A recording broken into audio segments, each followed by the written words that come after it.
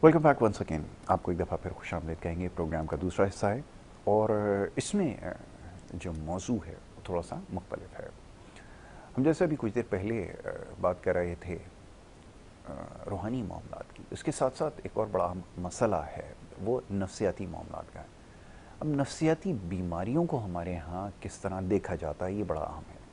या आप ये समझ लीजिए कि बहुत सारी नफ्सियाती बीमारियों का हमें इल्म ही नहीं है कि ये नफ्सियाती मसला हो सकता है।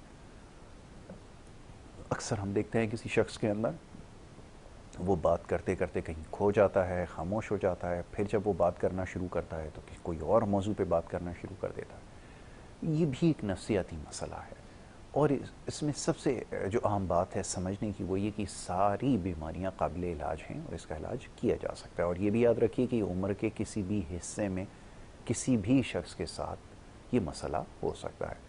इसमें कोई शर्त नहीं है कि उम्र आपकी जो है वो 40 से ज़्यादा हो या 50 से ज़्यादा हो या 60 से ज़्यादा हो। चंद एक मखसूस बीमारियां होती हैं जो उम्र के साथ आ जाती हैं, लेकिन ज़रूरी ये है कि इसको पहले समझा जाए। और जैसे मैंने कहा, उम्र के किसी हिस्से में भी ये मसाइल आपको लाभ हो सकते हैं।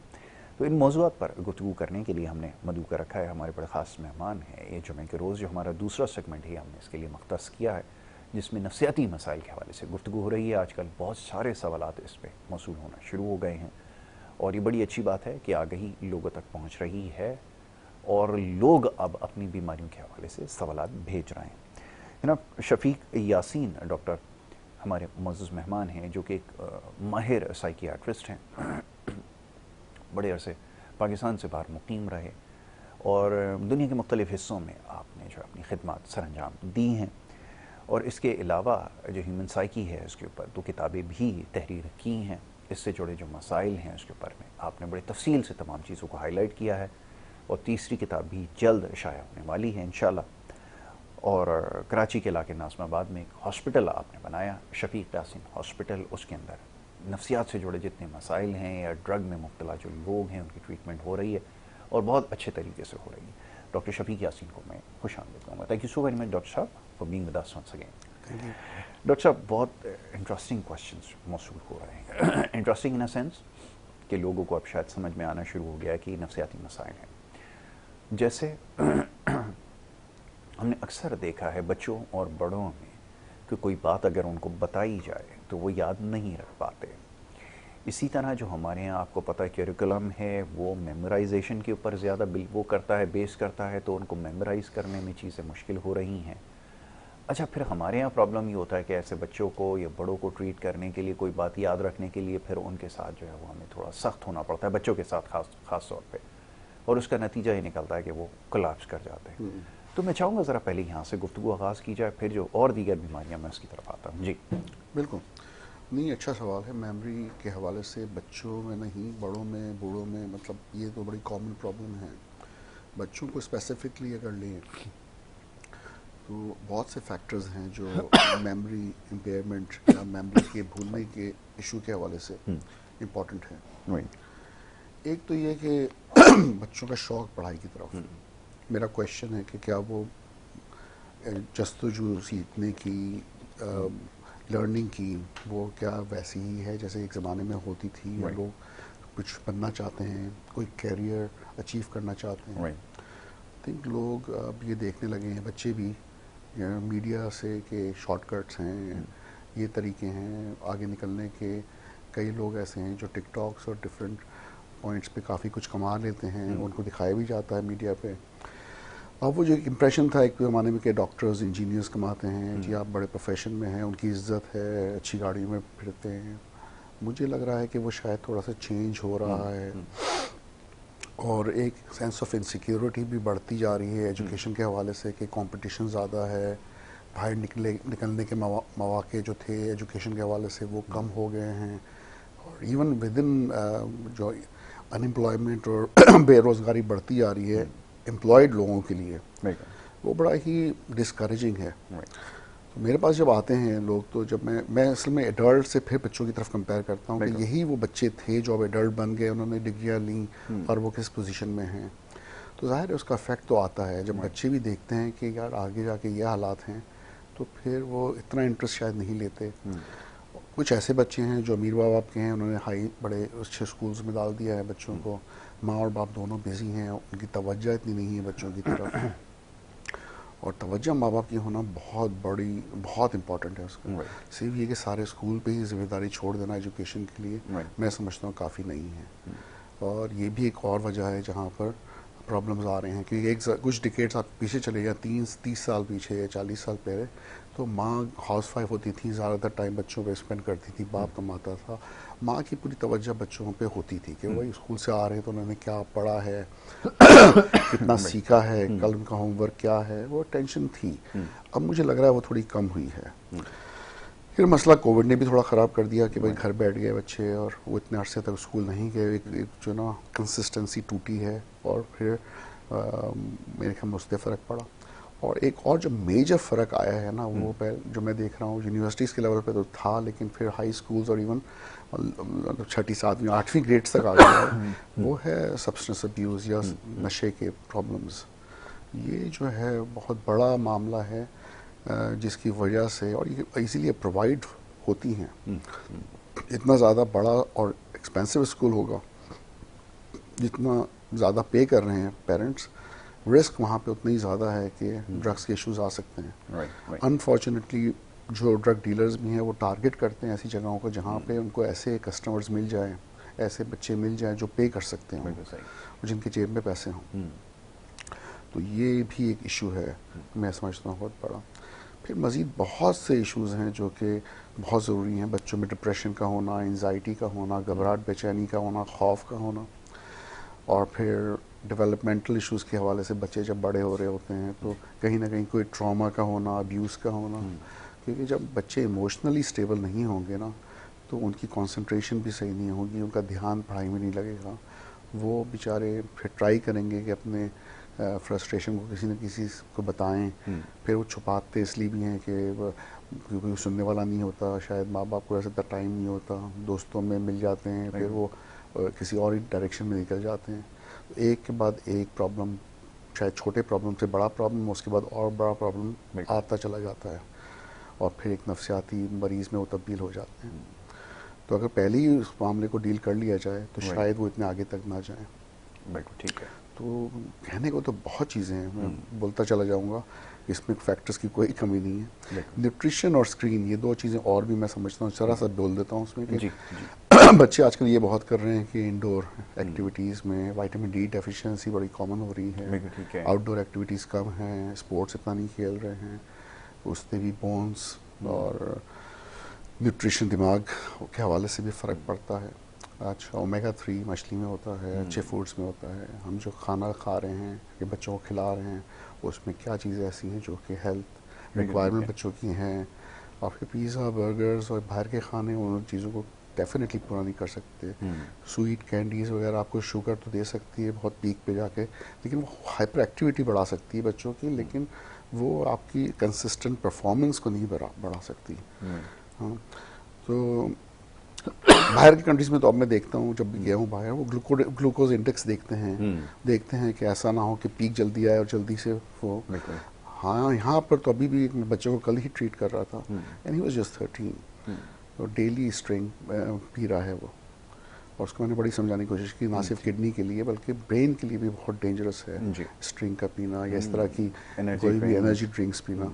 तो अवेलेबिलिटी तो है, अनफॉर्चुनेटली जो जिम्मेदारी गवर्नमेंट की या हायर सोसाइटी की है, जो पॉलिटिशियंस हैं या जो इन्फोर्समेंट, लॉ इन्फोर्समेंट डिपार्टमेंट्स हैं, कि ड्रग्स को किस तरह से रोका जाए और किस तरह से इस तरह की चीज़ों को डिस्करेज किया जाए जो कि हार्मफुल है किसी भी बच्चे की या एडल्ट की सेहत के लिए, वो तो अलग मैटर है। लेकिन एज अ पर्सन हमारी कितनी नॉलेज है हेल्थ के हवाले से कि क्या खाना चाहिए, क्या नहीं खाना चाहिए, क्या, वो सब सीखना बहुत ज़रूरी है। ज़रूरी है। लेकिन से आज सुबह सबसे पहली जो खबर मिली वो ये कि जापान के अंदर लेजिस्लेशन की गई है कि ये जो सीरियल्स आप देखते हैं बच्चों को जो दिए जाते हैं, पाकिस्तान में तो शायद इतना नहीं है कि मुख्तलिफ़ किस्म के दूध में डाल के सीरियल्स दिए जाते हैं कलर वाले, और बहुत सारे इस तरह के पफ्स हैं जो भी हैं उनके ऊपर बैन लगा दिया गया है।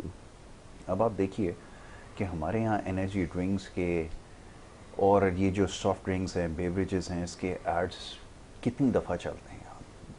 You can not even count them कि कितनी दफ़ा दिन में उसको रिपीटेटिवली चलाया जाता है। वो ये इतनी ख़तरनाक चीज़ है कि मैं हैरान हो रहा था। मैं दूसरे दिन ये बता रहा था कि कि आपने सिगरेट के ऊपर तो आपने वो लगा दी है पाबंदी वर्ल्ड वाइड, लेकिन ये जो सॉफ्ट ड्रिंक्स हैं, मैं इसको चैलेंज कर सकता हूँ कि ये सिगरेट से 10 गुना ज़्यादा हार्मफुल है। इसके तो आप बड़े अच्छे अच्छे कमर्शियल बना कर चला रहे हैं और उसको आपने बैन किया हुआ। मतलब वो भी ठीक है, बैन होना चाहिए, लेकिन जो उससे ज़्यादा ख़तरनाक चीज़ है उसकी तो प्रमोशन सारा दिन हो रही है। देखिए इंटरनेशनल पे जो मतलब सिगरेट पर जो पाबंदी लगी है, मैं समझता हूँ अगर इंटरनेशनल प्रेशर नहीं होता तो शायद यहाँ पे भी अभी तक नहीं लगी होती पाबंदी। तो वो तो I think we can't take the credit for it in exactly, ऐसा ही आपने सही कहा। हम कोई किसी चीज़ का क्रेडिट ले तो सकते हैं, लेकिन मसला है कि इनिशिएशन यहाँ पर होगा कि कहीं बाहर के मुल्क में होगा और फिर शायद बाद में यहाँ आए। हो भी सकता है ये फिर वहाँ पर स्टार्ट हो जाए कैंडी शुगर वगैरह पे थोड़ा और फिर यहाँ पे आए। लेकिन क्या फ़ायदा कि आप किसी के देखा देखी तो ये कर रहे हैं, लेकिन जब आप वो जानते हैं बूझते हुए अब भी इन्फोर्स नहीं कर रहे, बाहर के मुल्कों को छोड़े वो क्या करते हैं क्या नहीं करते, हमें तो अपने मुल्क को देखना है। बिल्कुल ऐसा ही है। नहीं कि सबसे ख़तरनाक जो फूड बच्चे कंज्यूम करते हैं या बड़े भी कंज्यूम करते हैं, उसमें आज आप जाकर अगर मौका मिल जाए तो उसको स्टडी करें। ये जो इंस्टेंट नूडल्स जिसके इश्तिहार आप सुबह से लेकर शाम तक देखते हैं, ये इस कदर ख़तरनाक चीज़ है कि मैं अगर यहाँ इसके ऊपर बात करना शुरू करूँ तो मेरे ख्याल में प्रोग्राम ख़त्म हो जाएगा। और इसको बड़े मज़े से बच्चे खा भी रहे हैं और उनको हर 2 मिनट के बाद 2 मिनट में तैयार है। अब बच्चों को ला के जो है वो दे रहे हैं। बड़ों को भी मैंने देखा है, मेरे अपने स्टूडेंट्स जब देखें आप वो इंस्टेंट नूडल्स जो है वो सर ये बड़े टेस्टी होते हैं। वो टेस्टी तो हैं, लेकिन उसके नुकसानात ज़ाहिर है कि नहीं पता। ये इस सूरत हाल है। मूविंग फॉरवर्ड थोड़ी सी बात हो जाए मेमोरी लॉस के हवाले से। कुछ ऑब्जर्वेशन आपके सामने आई हैं विदाउट नेमिंग देम, लेकिन इसमें एक्चुअली होता क्या है मैं चाहूँगा थोड़ी सी बात हो जाए। कुछ लोग जो है उसको ख़ुद से डायग्नोस करने की कोशिश करते हैं। अब हमारे यहाँ क्योंकि अब टर्मिनोलॉजीज़ ज़्यादा हो गई हैं, लोग थ्रू सोशल मीडिया और ये गूगल के ज़रिए वो कर लेते हैं। डिमेंशिया हो गया, ये शॉर्ट टर्म मेमोरी लॉस के अंदर और बहुत सारे वो हैं। तो क्या इसके लिए साइकियाट्रिस्ट की ज़रूरत है? अमूमन सेल्फ मेडिकेशन की तो लोग चले जाते हैं। जी ट्रीटेबल है, that is more important. Generally मैं एक बात कर रहा हूँ कि मैं समझता हूँ कि 30 to 40% पाकिस्तानी या शायद इससे ज़्यादा सब डॉक्टर्स ही हैं जी जी अपना इलाज कर रहे हैं। कल भी मैं एक फैमिली तो हस्बैंड वाइफ को थोड़ा डांट रहा था। वाइफ को मेडिकेशन दी, उसने अगले दिन से अपने शौहर को खिलानी शुरू कर दी कि तुम्हें भी गुस्से का मसला, तुम भी खाओ।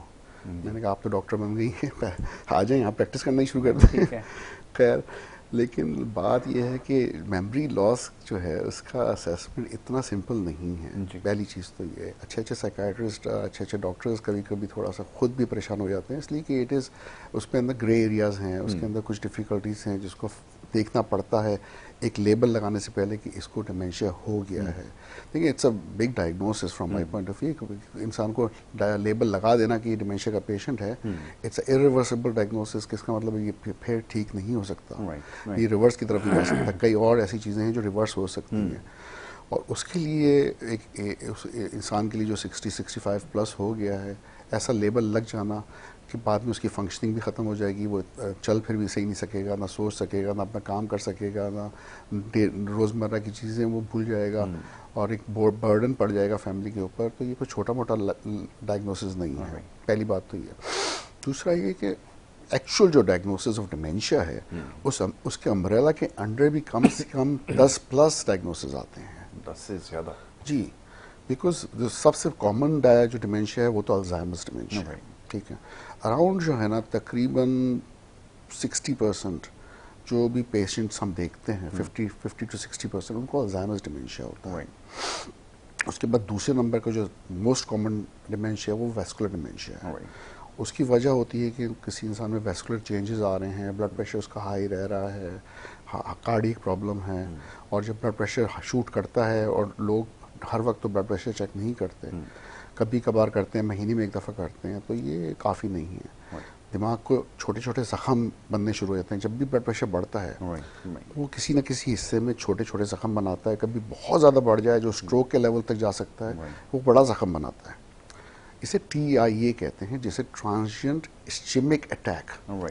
इसमें छोटे छोटे कन्फ्यूजनल पीरियड आते हैं। कन्फ्यूजनल पीरियड के वैसे आप नॉर्मल है, मैं बात कर रहा हूँ, अचानक से 15-20 मिनट के लिए मैं अजीबोगरीब बातें करना शुरू कर दूँ कि जिसका नॉर्मल लाइफ से कोई ताल्लुक ही ना हो, कुछ लोग समझेंगे पागलपन है, लेकिन कन्फ्यूजनल स्टेट होते हैं। तो ये वेस्कुलर डिमेंशिया का हिस्सा होता है जो फ्लक्चुएटिंग कोर्स होता है, कि मतलब एक जैसा नहीं रहता। उसमें कभी कभी कन्फ्यूजन बढ़ती है, कभी कभी इंसान ज़्यादा क्लियर हो जाता है। फिर लेवी बॉडी डिमेंशिया है, बिल्कुल डिफरेंट है। इसी तरह हंटिंगटन कोरियाज हैं, पार्किंसोनिज्म है। कहने को तो बहुत से डिमेंशियाज हैं, मैं आज का पूरा दिन के अगले 3-4 घंटे या अगले सेशंस लगा दूंगा तब भी शायद डिमेंशिया पूरा ना हो, सिर्फ डिमेंशिया पूरा ना हो।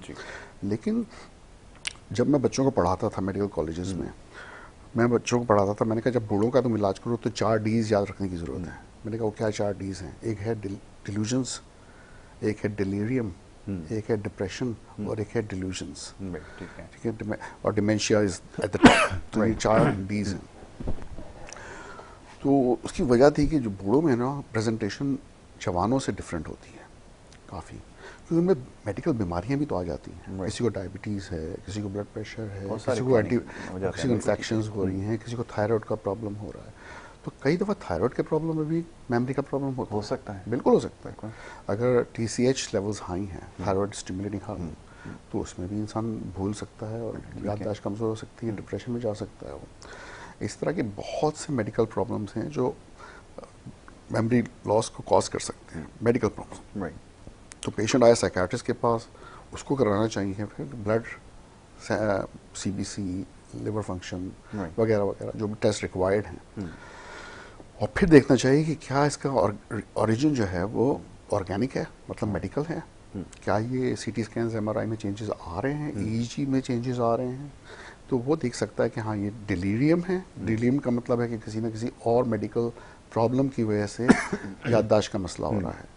ये एक्चुअली डिमेंशिया है, और डिमेंशिया भी है तो किस स्टेज पे है, कि वो माइल्ड पे है, मॉडरेट पे है, सीवियर पे है, प्रोफाउंड पे है, उसका स्कोर क्या आ रहा है। उसके अंदर बड़े सारे टेस्ट होते हैं, सिर्फ CT स्कैन RMI नहीं होते हैं, बातों से 30 पॉइंट का स्कोर है, MMSE है, और वो अगर मैं करता हूँ, उसमें सवालात पूछता हूँ, उसकी ओरिएंटेशन चेक करता हूँ कि भाई आपको पता है आज दिन कौन सा है, आज महीना कौन सा चल रहा है, साल कौन सा चल रहा है, आप किस जगह बैठे हैं, किस फ्लोर पे बैठे हैं, वगैरह वगैरह।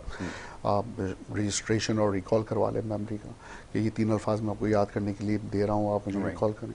और फिर पूरा आपने मेमोरी टेस्ट का भरा। फिर फ्रंटल लोब के अलग टेस्ट हैं, टेम्पोरल लोब के अलग टेस्ट हैं, आपने क्लॉक बनवा दी, लूरिया टेस्ट कर दिया, फास्ट टेस्ट कर लिया, एब्स्ट्रैक्ट टेस्ट, डिफरेंसेस, सिमिलैरिटीज, उसके बहुत से और टेस्ट हैं जो आप कर सकते हैं एज अ साइकियाट्रिस्ट पेशेंट के साथ। Giving 15 minutes to half an hour आपने सिर्फ कॉग्निटिव असेसमेंट किया, आपको अच्छा खासा आइडिया हो सकता है कि पेशेंट का कॉग्निशन किस स्टेज पे है, उसकी स्कोरिंग कितनी है, और वो मेमोरी के किस पॉइंट पर है। सेइंग दैट एक दफा सेट किया, दूसरी दफा जरूर करना चाहिए कि उसमें फ्लक्चुएशन तो नहीं आ रही। ये भी हो सकता है कि कोई एनवायरमेंटल फैक्टर्स ना हो, बिल्कुल फैमिली के साथ आया अंडर प्रेशर, वो शायद सही से परफॉर्म नहीं कर पा रहा, उसका आपने अकेले देखा है, किस टाइम ऑफ द डे देखा है, और बाकी चीज़ें जब तक वो करा के लाया फिर उसको रिपीट करें, तो बहुत से अलग हो जाए। फिर एक और बहुत इंटरेस्टिंग टर्म है यासिर, वो से हम कहते हैं सूडो डिमेंशिया, मतलब नकली डिमेंशिया। नकली डिमेंशिया। और वो होता है कि कई लोग जिनको डिप्रेशन होता है, जो मोटिवेटेड नहीं होते, इंटरेस्ट नहीं लेते, बिल्कुल मायूस रहते हैं, नेगेटिव सोचते रहते हैं, अपने ख्यालों में रहते हैं, उनके अंदर भूलने की बीमारी आ जाती है।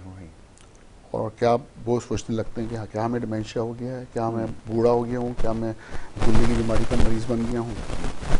तो वो हमें एक्सक्लूड करना बड़ा ज़रूरी है कि कैसे एंजाइटी या डिप्रेशन होती जिसकी वजह से, या कोई और साइकियाट्रिक प्रॉब्लम या नफ्सियाती प्रॉब्लम। अच्छा, चौथा मैंने वर्ड यूज़ किया था डिल्यूजन्स का, विच इज़ साइकोसिस। जब इंसान साइकोटिक होता है, जिसे हम पागलपन पाकिस्तान में कहते हैं ना, पागलों के डॉक्टर के पास जा रहे हैं आप दिखाने के लिए, बड़ा कॉमन टर्म है। जी, पागलों का डॉक्टर। ये समझ होते कि पागलों का डॉक्टर जो है ना, वो सिर्फ पागलों का इलाज नहीं करता, बहुत सी चीज़ों का इलाज करता है। और जब पागलपन भी के अंदर भी बहुत सी कैटेगरीज है, इवन स्किज़ोफ्रेनिया जिस दिन हम करेंगे ना डिस्कस, तो आप हैरान होंगे कि कितने तरह के स्किज़ोफ्रेनियाज हैं, सिर्फ एक तरह का स्किज़ोफ्रेनिया नहीं है। तो इसके अंदर भी बहुत वैरायटीज़ हैं। तो लोग बड़ा सिंपल समझते हैं। अब यहाँ तो इतने सादे लोग हैं पाकिस्तान में माशाल्लाह से, कि उनको शायद यही नहीं पता कि साइकोलॉजिस्ट और साइकियाट्रिस्ट में फ़र्क क्या है। वो कहते हैं अच्छा मैं समझता था कि साइकोलॉजिस्ट जो है ज़्यादा अच्छा इलाज कर सकती हैं। मैंने कहा ज़रूर कर सकती हूँ अच्छा इलाज, वो सिर्फ बातों का इलाज कर सकती हैं, वो आपसे सवाल पूछ सकती हैं आपको, लेकिन she can not prescribe medication. उन्होंने MBBS डिग्री नहीं ली, उन्होंने आगे फेलोशिप नहीं की है, मेंबरशिप नहीं की साइकेट्री में, तो but she might be very professional in one type of therapy, या बिहेवियर थेरेपी हो गई, या कॉग्निटिव थेरेपी हो गई, एंगर मैनेजमेंट हो गया, लेकिन इसका मतलब नहीं कि overall she can deal with a lot of different medical issues जो मेडिकल नहीं कर सकते। लोगों को समझने की जरूरत है कि साइकाइट्रिस्ट और साइकोलॉजिस्ट में फर्क। Coming back to dementia, yes, तो इन इजी वर्ड लोगों को ज़्यादा कंफ्यूज नहीं करते हुए, बहुत से असेसमेंट्स की ज़रूरत होती है, तब जाके आप डायग्नोस करते हैं कि ये बीमारी क्या है, भूलने की वजह क्या है, और इसको फिर किस तरह से ट्रीट करना है। एक कॉलर को शामिल करें, डिस्कशन जारी रखते हैं। जी अस्सलाम वालेकुम। अस्सलाम वालेकुम। जी वालेकुम अस्सलाम। कैसे हैं? मैं खैरियत से। डॉक्टर शफीक साहब आए हुए, इनको बहुत बहुत सलाम इनकी खिदमत में। अच्छा जी, ये बताइए, ये ज़हनी उलझनों में दबाव, बेरोजगारी हमारे मुल्क में, माशी डस्टिंग शहर में पूरे, ऐसा लगता है कि हम मंजोदाड़ों में रह रहे हैं। Very right. हाँ, तो और ये जो हमारे मेयर साहब हैं, मैं इनसे रिक्वेस्ट करूंगा कि ये कभी गुलजार हिजरी पे आए, ऑपरेशन करें, पता चले कि ये किस तरह का काम है। रेती बजरी के ट्रक, दुनिया जहाँ की चौकों के ऊपर आप देखें ठेले खड़े हुए, रोड ब्लॉक हो रहे हैं। मेयर साहब कहते हैं हम कराची को खूबसूरत करेंगे, हर मेयर ने ये कहा। बिल्कुल ऐसा ही है। पहले जितने मेयर आए साहब, बिल्कुल सबने ये दावे किए। मुझे लगता है कि कराची को खंडात बनाने में हर मेयर की बिल्कुल राज साहब, thank you so very much, बहुत शुक्रिया। मैं आपकी बात बिल्कुल समझता हूँ, आपकी बात से बिल्कुल 100% मुत्तफिक हूँ। मेरे भी ख्यालात ज़्यादा मुख्तलिफ नहीं है, जो बात आपने कही है उससे बिल्कुल हम मुत्तफिक हैं। तमाम सेगमेंट जो है वो थोड़ा सा नफ्सियात के हवाले से, ये बात आपकी बिल्कुल दुरुस्त है। आपने जो निशानदेही की है, ये मामलात ही नफ्सियाती मसाइल को जन्म देते हैं। अभी मैं खुद, तबीयत मेरी ऐसी है कि मैं ज़्यादा लंबी बात नहीं कर सकता। उसकी वजह भी यही है, ये जो मौसम का असर जिसकी हम रोज़ाना बात कर रहे हैं, उसका ही हम शिकार हो गए हैं और इससे नहीं बच सकते। मैं देखने में आपको बिल्कुल एक फिटफाट आदमी नज़र आता हूँगा, लेकिन मैं भी इन बीमारियों से नहीं बच पाता। जो मुकम्मल परहेज़ करता है चीनी से और न जाने कितनी चीज़ों से, जो एक आम आदमी नहीं करता, लेकिन उसके बावजूद भी मैं बीमारियों का शिकार रहता हूँ। ये जो वायरल और ये जिस तरह के इन्फ्लुएंजाज हैं वो मुझ पर अटैक करते हैं। तो आप ये सोच सकते हैं कि एक आदमी जो कि इन तमाम चीज़ों का ख्याल अपनी सेहत का नहीं रखता, उसके साथ क्या मामला होगा। ये बात बिल्कुल सही है, आप इससे नहीं बच सकते। बात जारी रखते हैं। एक ब्रेक के लिए डॉक्टर साहब कहा जा रहा है, एक छोटी सी ब्रेक यहाँ पर लेंगे। ब्रेक के बाद वापस आते हैं, नफ्सियाती मसाइल के हवाले से गुफ्तगू जारी रहेगी। आप देखते रहिए हमारा प्रोग्राम।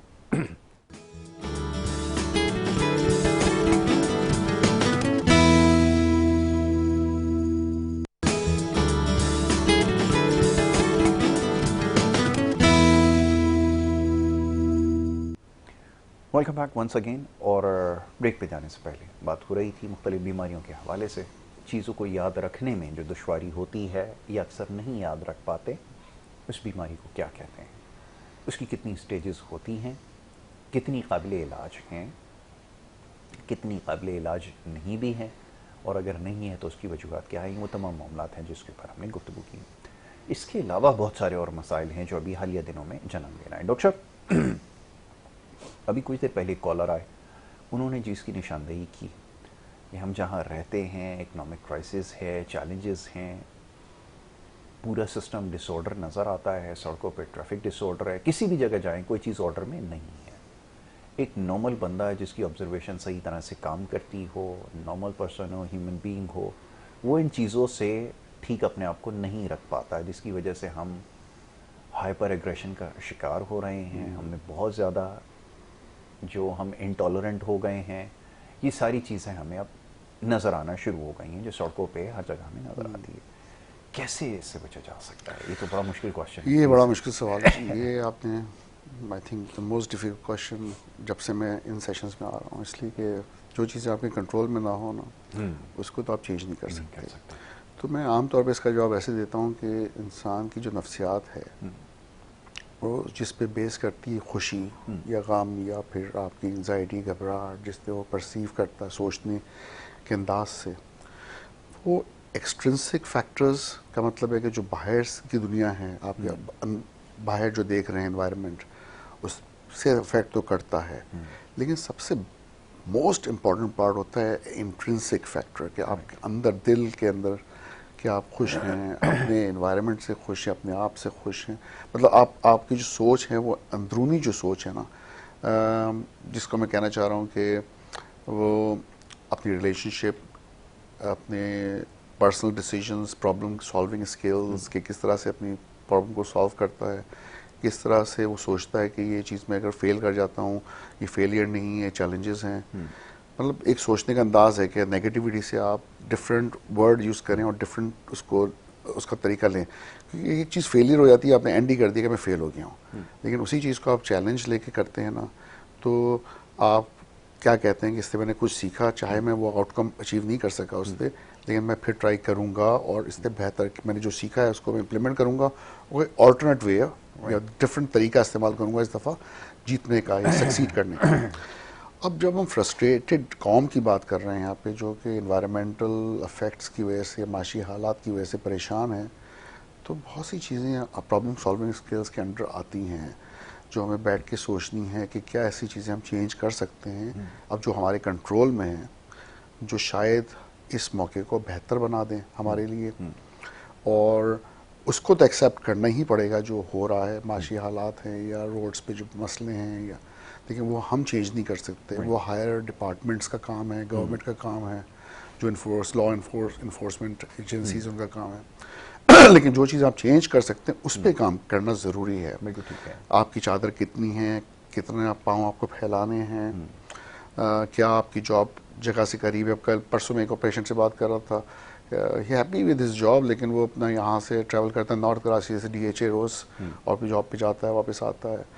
और दूसरा फैक्टर जो मुझे बता रहा था कि he used to be alcoholic, और अब जब वो DHA जाना शुरू हुआ है तो जिस दरवाजे से एंटर होता है जॉब के लिए, उसके कॉर्नर पे ही दरवाजे की एक शॉप है जो अल्कोहल बेच रहे हैं। लेफ़्ट साइड पे एक ज़मीन खाली है जिसमें खाली शराब की बोतलें पड़ी हुई हैं, और वो सिगरेट पीता है। जब वो ब्रेक के लिए बाहर आता है, लेफ़्ट मुड़ता है तो एक तरफ कुआं, एक तरफ खाई है। उसके रिमाइंडर्स दोनों तरफ मौजूद है। कह रहा है जब से मैंने जॉब स्टार्ट की है मैं सोचता हूँ कि मुझे शराब वापस से पीनी शुरू करनी चाहिए। Easily available, accessible, but visual उसके क्यूज़ आ रहे हैं। तो मैं ये कहना चाह रहा था, मैं इससे नहीं कर रहा था, लेकिन जब आपका इन्वायरमेंट आप पे अफेक्ट करने लगे तो फिर आपको कुछ चेंजेस रिक्वायर्ड होती हैं एट सम कॉस्ट के जो आपके लिए बेहतर हों। ट्रैवल कॉस्ट को ले लें, आप यहाँ से उतनी दूर जा रहे हैं, हो सकता है ट्रैवल कॉस्ट कम करके शायद थोड़ी सी कम सैलरी पे कोई इंसान जा रहा हो तो शायद वो ज़्यादा खुश रहे उधर, अपने अखराजात किसी तरह कुछ कम कर ले कुछ और चीज़ों पे। अब वही पेशेंट है, अगर वो शराब अफोर्ड कर सकता है तो हो सकता है कि शराब जब नहीं पीता वो उस वक्त तो कुछ सेविंग कर लेता, और शायद आज हालात डिफरेंट होते। तो अच्छे हालात भी तो गुजरे हैं पाकिस्तान में, हर वक्त बुरे तो नहीं गुजरे। तो अगर उस वक्त किसी ने सेविंग नहीं की और खुला हाथ रखा और खर्चे कर दिए और अब परेशान है कि अब हालात बुरे हो गए हैं, तो यह हमें समझने की ज़रूरत है कि ये साइकिल तो आती रहती है दुनिया में, सिर्फ पाकिस्तान में नहीं। इकोनॉमिक क्राइसिस कोई पहली दफ़ा तो नहीं आए हैं। वर्ल्ड वॉर 1 और World 2 की एग्जाम्पल ले लो तो शायद हम अभी भी बहुत लकी हैं उन लोगों के कंपैरिजन में जो इतने लोग मारे गए वर्ल्ड वॉर 1 में और 2 में, इतनी मुल्कों में जंगें हुई, उस ज़माने में लोगों ने हिजरत की और एक मुल्कों से दूसरे मुल्क गए और कितनी जानें चले गई। इवन पाकिस्तान की आज़ादी के टाइम पे देख लें। तो हमें अपने आप को कंपेयर करना चाहिए उन वक्त के साथ, उन हालात के साथ कि वहाँ लोगों ने कैसे सर्वाइव किया, फिर वो कैसे उठे। तो as an individual I think वो कंपैरिजन ज़रूरी है, और फिर हमें विद इन लिमिट्स अपने आप के अंदर पॉजिटिव चेंजेस लेके आनी है, वो ज़रूरी है आई थिंक। अच्छा, एक कॉलर हमारे साथ हैं, उनकी बात सुनते हैं, गुफ्तगू जारी रखते हैं। जी अस्सलाम वालेकुम।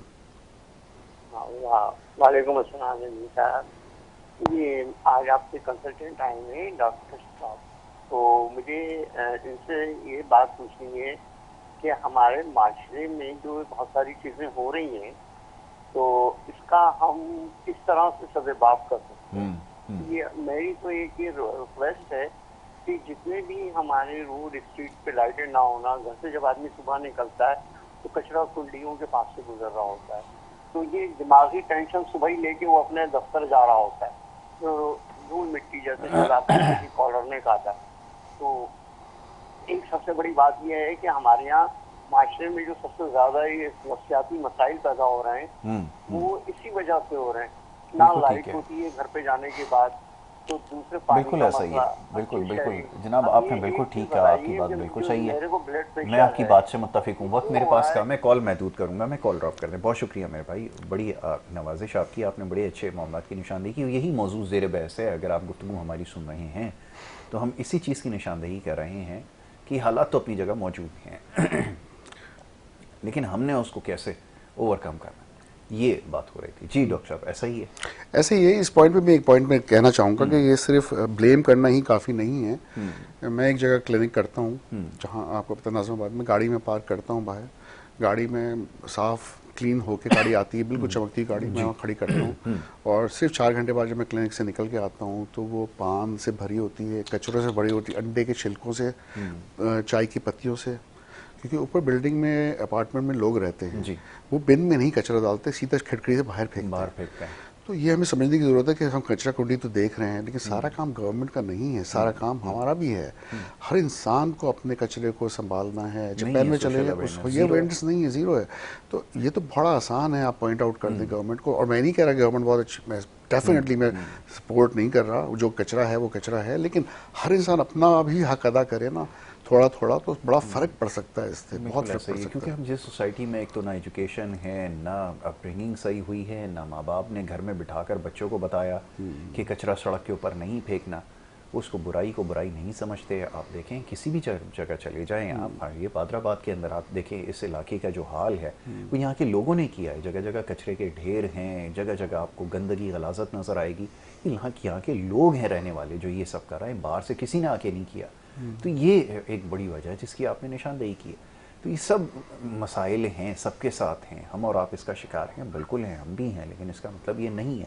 अच्छा, मैं अपनी मिसाल इसलिए दे सकता हूँ कि मैं जब ये सारी चीज़ें नॉनसेंस देखता हूँ तो मेरे लिए भी बड़ा मुश्किल होता था। पहले तो मैं बड़ा हाइपर एग्रेसिव हो जाया करता था, मैं जाकर लड़ाई लोगों से शुरू कर देता था, ये कर देता था।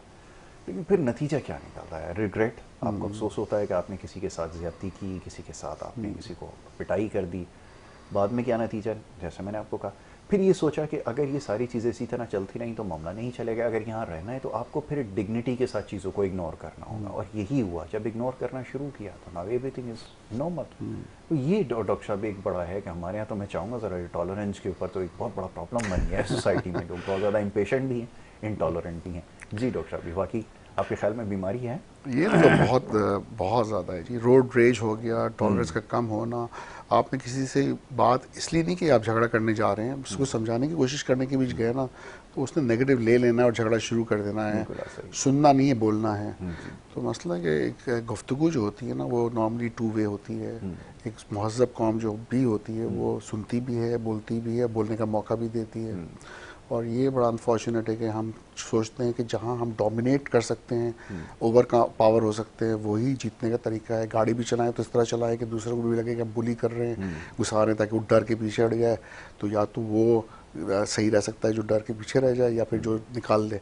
बैलेंस होके सिविलाइज तरीके से एक दूसरे को रास्ता देना, या वो भी हमारे मुझे नज़र नहीं आता। कोई बेसिक एजुकेशन में है ही नहीं है। कोई औरत या बूढ़ी औरत खड़ी है, अगर आपने गाड़ी रोक भी ली तो फिर वो पीछे वाले नाराज़ हो जाते हैं। एक तो स्कूटर पे मैं ज़्यादा पुरानी बात नहीं कर रहा, सिर्फ 3 हफ्ते पुरानी बात कर रहा हूँ। मैं पेट्रोल स्टेशन की गाड़ी मोड़ी और सामने से एक स्कूटर आया और उसमें एक हस्बैंड वाइफ और एक बच्ची थी, यंग फैमिली थी। मैंने गाड़ी रोक दी कि वो वहाँ से गुजर जाएं, और मैंने कोई एक्सपेक्ट नहीं किया, मैंने कहा गुजर जाएंगे। लेकिन उसने जिस तरह से मुंह बनाया मुझे देख के, मुझे लगा कि शायद वो ये सोच रहा है कि मैं उसकी वाइफ की वजह से वहाँ रुका हूँ, जो शायद देखने में अच्छी है। अब मुझे नहीं पता क्या उसके दिमाग में आया, लेकिन उसके एक्सप्रेशंस देखते ही मुझे लगा कि ही वॉज नॉट थैंकफुल होना तो दूर की बात है, he was upset with me.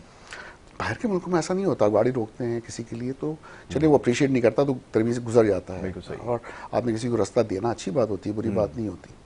तो हम नेगेटिव बहुत लेते हैं चीज़ों को। एक तो हमारी trust as a common nation जो है ना वो ख़त्म हो चुकी है, एक दूसरे पे ट्रस्ट। ये अगर मेरे लिए कोई अच्छा कर रहा है तो इसमें भी उसी का कोई फ़ायदा होगा, ये हमारे अच्छे के लिए नहीं कर सकता। ये और ये एक और चीज़ जो है ना वो समझना कि हम में बहुत लोग ऐसे हैं जो अच्छे मुस्तैक अमीर फाइनेंशियली स्टेबल लोग हैं, हमारी तो बेसिकली रही भी गई, ये ऊपर लेवल और नीचे वाला लेवल, मिडिल क्लास तो क्रश होती जा रही है। बिल्कुल ऐसा ही। आई थिंक उनकी भी सेंस ऑफ ड्यूटी है, जो उनके पास पैसा है, जो मेरे ख्याल में बाहर जाकर शॉपिंग कर सकते हैं, ट्रैवलिंग कर सकते हैं, कि वो भी कुछ ना कुछ करें अपने से नीचे लोगों के लिए, कॉन्ट्रीब्यूट करें किसी भी तरीके से, चाहे अपना टाइम दें अगर पैसा नहीं दे सकते तो, या अपना स्किल्स शेयर करें, बिल्कुल ऐसा ही, अपनी नॉलेज शेयर करें, कुछ ना कुछ शेयर करें जो आपके पास है, कुछ ना कुछ हद तक पॉजिटिव बन के दिखाएं। मैं एक बड़ी रिसर्च देख रहा था कि हम लोग दुनिया में सबसे ज़्यादा इनसिक्योर लोग पाए जाते हैं, जो हर हवाले से इनसिक्योर हैं। यानी अगर हम किसी को हेल्प आउट भी करते हैं तो हम दिमाग में ये होता है कि अगर ये कल फाइनेंशियली स्टेबल हो जाएगा तो नेवर नो मुझसे आगे निकल जाए। ये सोच के भी हम बहुत सारे लोगों की हेल्प नहीं करते। आप सोचें कि जब इस लेवल तक ख़तरनाक लेवल पे जब हम चले जाएंगे तो फिर हम लोग हेल्पलेस ही रहेंगे। मोस्ट वल्नरेबल नेशन हम हैं। यानी कि आप देखें जो कुछ हो रहा है बड़ी तल्ख बात हो जाएगी, हम लोग कुछ भी नहीं कर सकते। हम कोई भी हमारे ख़िलाफ़ कुछ कर ले, हम ना उसके ऊपर रिटेलिएट कर सकते हैं, ना उसको रेजिस्ट कर सकते हैं।